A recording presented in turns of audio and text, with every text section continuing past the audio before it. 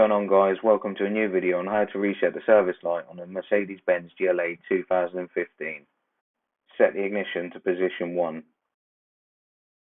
So press the call button and then the OK button for 5 seconds with the ignition in position 1, and then go down to Assist Plus and press OK, and then click on Full Service, click OK, and scroll down to Confirm Full Service, and then it gives you the oil grade which has been used, that particular oil grade, and then click Yes.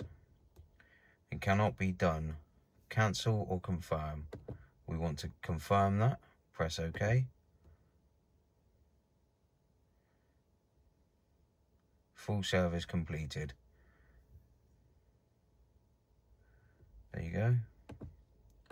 So come back out of that. Start the vehicle. And the service light has been reset on a 2015 Mercedes GLA 200. Thanks for watching, guys. Please like, share and subscribe to watch more great content on vehicle servicing and repairs.